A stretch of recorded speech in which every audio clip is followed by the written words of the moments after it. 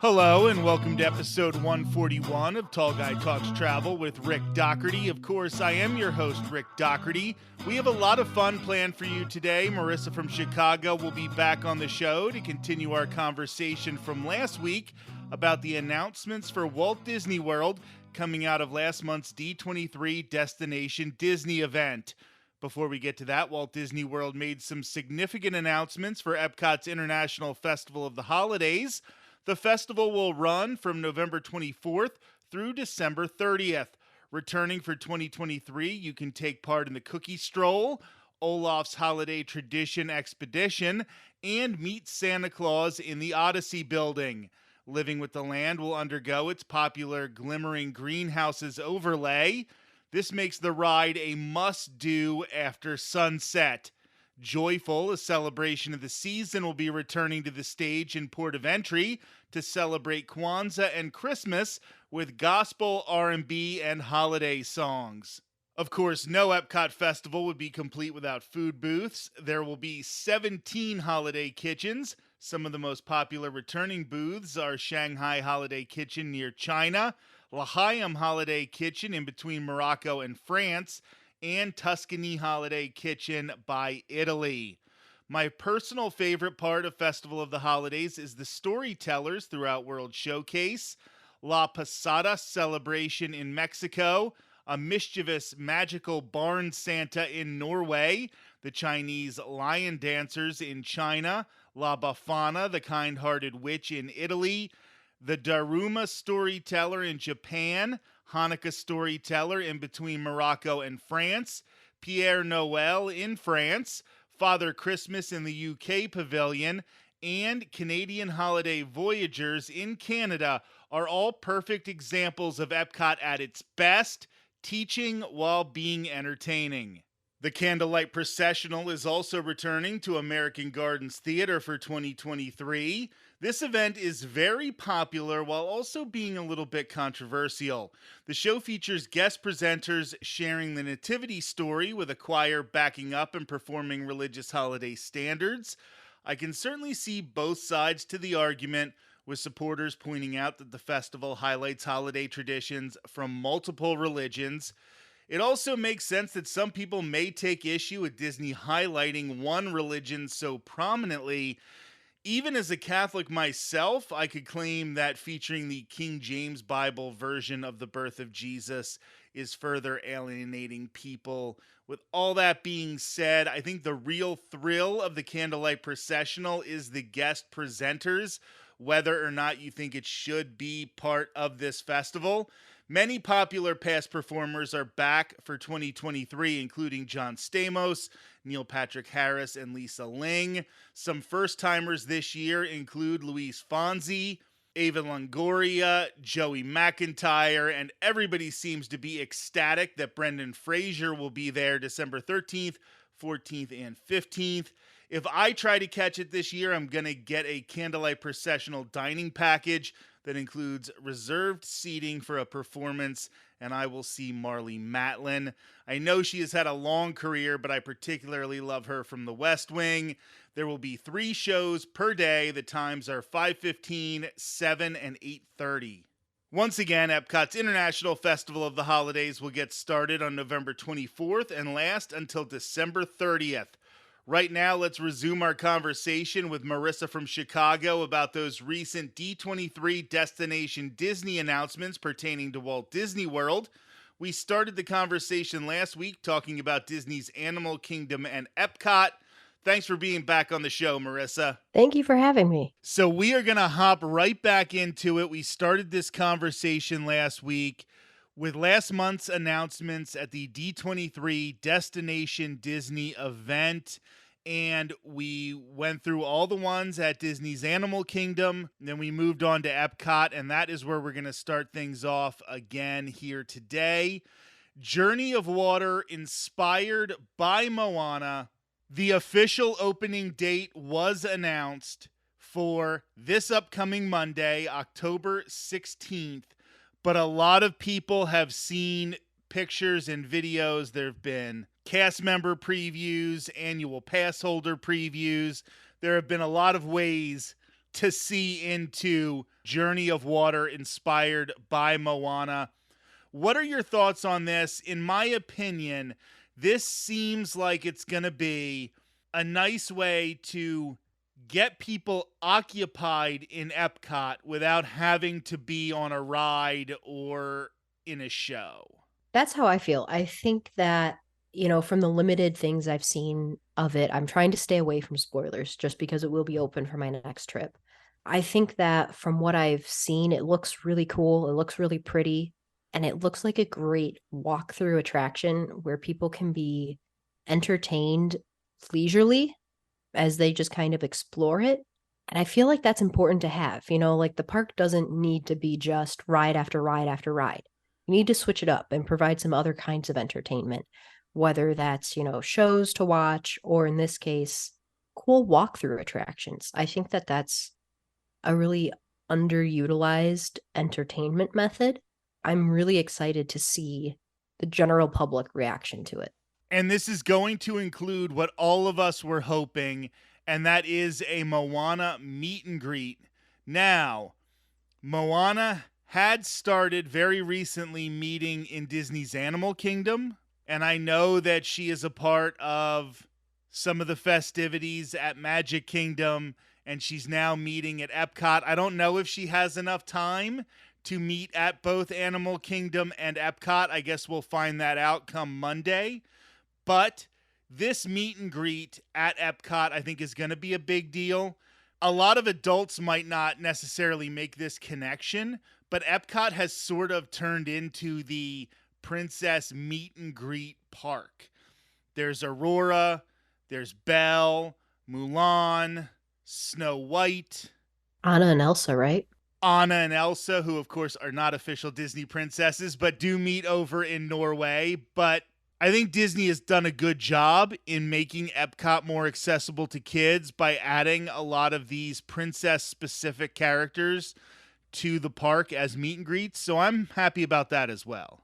Yeah, that's a great point. And I think that that will also, increase the amount of people who are going through this attraction and who are experiencing it, which of course then pulls them from other areas of the park where they might be standing in line for a ride. So I think overall it's a great addition. I am very, very tempted at the beginning of 2024. The park hopping regulations are going to be loosened even more. I want to see if it is possible physically to meet all 12 official Disney princesses in one day. Oh, that would be a fun challenge. I really, really want to try it. The only problem is I'm not 100% sure if the Jasmine in Morocco and the Jasmine in Adventureland are always set in stone, and the same thing about Pocahontas over in Animal Kingdom. And besides that, a lot of them meet earlier in the day, so you'd really be rushing in that very beginning part. But you would have until the close of Magic Kingdom to do Cinderella, Rapunzel, and Tiana. So that would be three that are definitely there late. But this is a whole side tangent. We're going to get back to Epcot. World Celebration, finally. They're going to be tearing down these walls apparently in December. I will believe it when I see it. I am not thinking this can happen by December from what I have seen recently, but they came out, they're confident in saying this. Once we can walk up the gut of Epcot again, I've already said it's my favorite park, but that's when it is really going to return to being my favorite park, my favorite place to be, because it has been such a pain to maneuver the front of that park for the past, I can't believe I'm about to say this, 4 years. It's been a long time, longer than you even really realize before you say it. I feel like we're gonna have to like totally relearn how we navigate the park. And I'm so excited for that. I can't wait. It's gonna feel like a whole new park. Absolutely. And just making everything there accessible, because it is already the park where you're going to walk the most anyway, even without the construction walls. But those construction walls made it 10 times worse. So I'm very, very happy for that. Asha from the upcoming Disney film Wish is going to be coming as a meet and greet at both Epcot, Disneyland, and Disneyland Paris. How much have you seen of Wish in previews and just different media as they've been trying to promote this? And what are you thinking about this character, and maybe how much are you hoping that they have a real successful original story that feels like more of the traditional princess story? I can't tell you how excited I am for it. I feel like Disney needs this. They need a story that's that original princess, good storytelling, fun animation. They need this to be a success. I want it to be a success. You know, from what I've seen, it looks very good. It looks like it has a great story behind it. And I really hope that people will give it a chance and show up in theaters for it. I know right now there's so many different factors going into whether people go see a movie at a theater or if they just wait. But I'm really hoping that this is a successful one. I think that it just looks very cool. It has that sort of yearning, dreaming quality that I think a lot of really successful classic Disney movies has. So yeah, fingers crossed it goes well. I'll be watching it for sure. And I don't know if this is going to make any sense, but it is that new 3D animation. But she looks more like the style of the classic princess than some other recent princesses, which might be a way to kind of tie the 2D animation and the 3D animation, even though it very much is still in 3D. We're going to move over to Magic Kingdom. And even though Marisa and I are not drinkers, we are definitely fans of a good lounge. And I am really, really interested to see, A, if this ever happens, but I do think it will happen. But when it happens, if they're going to pull it off well, because there's going to be a new tavern near Pirates of the Caribbean. This is basically, the seal is now broken. Drinking will be happening in Magic Kingdom, like it or not. Now, they might still not let you leave the tavern with your drinks. We don't know how that's going to go. But they are now bringing lounges to Magic Kingdom. Across from Pirates of the Caribbean, it is going to be Pirates themed. Of all the announcements, this is the one that I'm most excited for. Really? Okay. Yeah, I love pirates. Just pirates in general, always have. So, that's right up my alley already. B, love a good lounge. I love the prospect that if we're getting a new lounge and it's going to be like heavily themed and maybe there will be some cool like mocktails alongside drinks. But what I'm really hoping for is good food, because Magic Kingdom needs good food. And if they can bring Nomad Lounge quality food to Magic Kingdom and put it in a pirate themed space, I might never leave. I think that has the potential to be so exciting. And this lounge is going to be replacing a quick service location that's open about 4 days a year and is a real waste of space. Essentially, it's just extra seating for Pecos Bill. So if they can take a bad quick service restaurant that is hardly ever open anyway and turn it into something good, this will be a good use of space in a part of the park where they really can't afford to be wasting space. Yeah, definitely. And it brings that Adventureland theme to life just that much more. The quick service place is never really open. This gives you a chance to really step inside the story on another level, kind of like how we've seen with Oga's Cantina. If they can pull off something immersive like that, you could really feel like you're part of that story, which I think would be enticing to a lot of people. But Disney also listen to some of our other podcasts and don't run into the same problems that you ran into with Oga's Cantina. Keep this thing fresh, keep it fun, and I could see this being a really great spot to people watch if they let you see out into the park. That would be my favorite. Just sit there. We could get mocktails, get a little appetizer, and just sit there and watch the people get onto pirates, watch all the different stuff happening. It's a great themed part of the park. So if they can keep that going with better theming for this quick service location, I am 100% on board for that. Now, this one came out of the blue. I had absolutely no thought that we would get an update to Country Bear Jamboree that kept Country Bear Jamboree.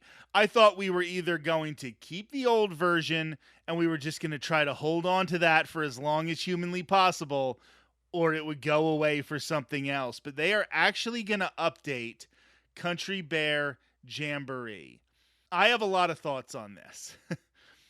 One, if they're going to update the animatronics so you don't hear all the clicking and they're more quality and the sound in general is better in the theater, the sound there is not good. So if they fix some of those things, I will be really, really happy. But I am worried that we're going to lose some of those songs that made this such a fun attraction. This was always the thing that you could take your kids because they would think the bears were funny and the different animals were funny. But it provided just that little bit. It was Disney dirty, as I like to say. It's not really dirty, but it's Disney dirty. That some of the jokes were as close to blue as Disney is ever going to get away with telling. And I just hope it's not overly sanitized after this. Yeah, I agree. Potential controversial opinion is that I haven't done this since probably 2004 and honestly didn't feel compelled to. It didn't appeal to me, and as it got older and more outdated, it didn't appeal to me even more. So this might actually convince me to retry it once the refurb's done, but I definitely do understand the people who, are disappointed that it might be losing its charm and a little of the, risque lyrics to some of those songs. And anybody who hasn't done it, when I say risque, I am talking in the least risque way humanly possible. It's just a little chuckle for the adults when the kids are enjoying something else. It is not at all anything that your kids can't see. It's funny to me that it took you so long to do Muppets Vision 3D and you hardly ever do Country Bear Jamboree because I know your friends and they are all like obsessed with these things. I'm surprised they're not just pulling you onto these things. I'm surprised I haven't been forcibly dragged into Country Bear Jamboree. And depending on when it goes down, we'll see. You should try to do it one more time. I should. And before we move on to Liberty Square, I want to talk about one thing, sort of like they say in jazz, you're supposed to listen to the notes they're not playing as well as the ones they are playing. And one thing I noticed we did not get, so we got a lounge in Adventureland on the other side of Pecos Bill. And we got confirmation that they're sticking with the Frontierland theme in Country Bear Jamboree. However, that theme wouldn't be totally out of place around New Orleans. Because what I was looking for is what are they going to do with that Pecos Bill area? Disney just opened Tiana's Place, the quick service restaurant in Disneyland, and it seems to be very, very successful, very popular from what I've seen thus far. And I think with Splash Mountain being rethemed into Tiana's Bayou Adventure, that we might see Pecos Bill getting a retheme at some time soon. And I'm kind of surprised we didn't hear anything about that. Yeah, that's a really good point. I am surprised because maybe it's just my bias of really wanting Pecos Bill to go away and become something else with good food. But I am surprised they didn't announce anything about that, especially with, how well Tiana's Place is doing in Disneyland. And, when I was there, the line was wrapped entirely around the restaurant. It was crazy how many people were lined up ready to go in. And I feel like it needs a refresh in Disney World. That area needs a little facelift, and that would be such a great way to do it and also to extend that theme from the ride. I almost wonder if they're saving it for when the ride opens. Like if they're saving that announcement for closer to ride opening. I could see that. I also think that if they're going to be shutting down that, yes, not very often used quick service location in Adventureland to build the lounge, and they're going to shut down Country Bears to do a retheme, maybe they want to keep Pecos Bill up now just so they have something there. I mean, it would basically be Big Thunder and nothing else in that whole corner if they just went and started doing all of that construction. So maybe what they're going to do is keep Pecos Bill for a while, sort of, lick their finger and hold it in the wind and see what's happening with that area. But it would really make sense to go Tiana's Bayou Adventure into Tiana's Place. Yes, having Country Bears on the one side and then moving over to Adventureland through Pirates of the Caribbean, which makes sense being near New Orleans. It's in New Orleans Square over in Disneyland, for example. So I just think that would make sense. And I was expecting to see something about that. However, that also might not be a Destination Disney announcement. That might be a real D23 announcement when that happens. And now we are going to move over to Liberty Square. We knew we were getting this guy. Hatbox Ghost is coming to Haunted Mansion in Walt Disney World. I know there's a little bit of controversy because of where he is going to appear in the ride. I am super happy Hatbox Ghost is coming. He will be there starting in November. What do you think about the controversy about his location? I think it's a little silly. I feel like the whole ride is ghosts. You from right when you get on, you go through the library and things are moving because it's haunted. There's ghosts everywhere in that attraction. To say that a ghost has to be in a certain place, I don't know. I think it's one of those things that I understand Disney purists saying, I want the story to continue in the same way as it was originally intended out in Disneyland. But I think for 99.9% of people, they're going to ride the ride and think, hey, that looks cool. So, I mean, I can see it both ways. One, if we're not complaining about an overly nitpicky thing, then what are we even doing as Disney fans? But I just want Hatbox Ghost, and if it makes sense for them to put him here, then put him here, and we'll come up with the lore. We always do it. There's always a reason that happens 15 years after the fact that we come up with to explain why something happens. So I'm not too worried about it. Over in Hollywood Studios, we're getting new adventures to Star Tours. Cool. I mean, I'm okay with that. I am always losing more and more interest in Star Tours every time I go to Hollywood Studios. This is a ride that when it first opened, I absolutely loved it. When I was a kid, I wanted to ride this so badly. It was incredible. And now it just kind of makes me sick in my stomach every once in a while. So, but cool, more journeys is always better. Like I always am glad to add more stuff like that. I just wish that we could get different journeys on Millennium Falcon Smuggler's Run instead of continuing to add them to Star Tours and not giving us anything different.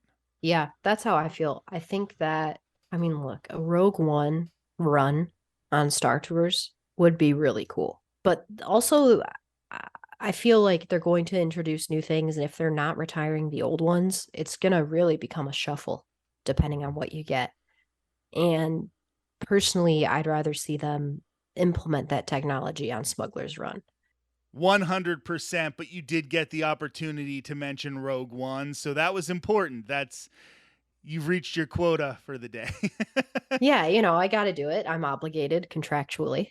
Now, all of the other announcements were for other parks. I wanted to just focus on Walt Disney World for now, but there is at least one land that I wanted to mention coming somewhere else because I want to talk about how it might eventually affect Walt Disney World, or probably even more likely Disneyland. And that's over in Disneyland Paris, where we got a glimpse of the new Frozen themed land. I mean, oh my goodness. This thing is incredible. And the version over in Hong Kong Disneyland as well, which they're getting ready to actually open. Like, I am almost upset at what we have for Frozen now in Norway when we're looking at this land that, listen, that property is popular enough. It can get a land like this in the US. I think it's probably more likely we get it at Disneyland first, but it's time to do a real Frozen land in Walt Disney World or in Disneyland. Let's get this done now. Yeah, I mean, the art for this is jaw-droppingly stunning. And it's one of those things that you see it, and I wish that I could be like Bert and Mary and just like hop into the picture and walk around in it because it looks so incredible. And, there's that like impatience factor of if it does come anywhere to the US, it's going to be a while from now. But I really, really hope that they announce that soon so they can break ground on it because, I mean, let's be real, that popularity is not going anywhere. I mean, that movie's been out for a long time now, and people are still Over a just as decade. obsessed with it. Over a decade, and people are still going nuts over it, as they should. It's a great movie. But there's so much there. Yeah, I think they'd be mistaken not to bring that to a domestic park. And I just wanted to reiterate that it is Hong Kong Disneyland, where the World of Frozen will be opening on November 20th of this year. And it just looks so incredible. And they have the Frozen Ever After ride that we have in Epcot, but the animatronics are so much better. It just makes me so mad that we got the quick, let's just throw it together, and then Hong Kong gets this. Now listen, Hong Kong opened with not enough stuff. So they needed something like this 100%. But I feel like we've earned it as well. I agree. And I know we're talking primarily Disney World, but is this something that you could see coming to the potential Disneyland expansion? Because I think that would be a prime spot for it. I could see it happening in the Disneyland expansion. I could also see it happening, maybe this is just wishful thinking, but blowing up Autopia and Nemo's Submarine Journey and turning that into Arendelle right there off of Fantasyland. I could see both of those things. Now, that Disneyland expansion, which we're going to have to talk about again sometime in the future because we keep seeing more and more about it, I am cautiously optimistic that it will happen, but I think we also have to remember if it does happen, it's going to be in the 2030s or the 2040s. So Frozen will be what Beauty and the Beast is now, which I guess we could still do a Beauty and the Beast expansion. It would make sense, but we have to hope that Frozen has that staying power. I think it will have the staying power. I think Disney should want to get this up as soon as possible because Autopia, the submarine journey, big waste of space over at Disneyland, and this could really, really add something and make Disneyland more of that vacation destination, because that's the goal. Yeah. Oh man, fingers crossed. So, Marisa, this was amazing as always. We will never have too much time to critique Disney's decisions in some way or another. So, thank you so much for being back on the show. Thanks for letting me come on. This has been episode 141 of Tall Guy Talks Travel with Rick Doherty. If you're catching this on the YouTube channel, please make sure to like, comment, subscribe, and check out some videos. We will return with a brand new episode of the podcast next Thursday. My wife Courtney will be back to finish our conversation about our 5th anniversary vacation to Walt Disney World from 2018 when we still lived in Arizona. We had the first part of that conversation in August, which aired on our 10th anniversary and was our first episode to get 10,000 views on YouTube. It was really fun to look back at things like Fast Pass Plus, Extra Magic Hours, Magical Express, and a whole lot more that we haven't had since the pandemic closures of 2020. That will be next week on Tall Guy Talks Travel with Rick Doherty. Until then, have a great week.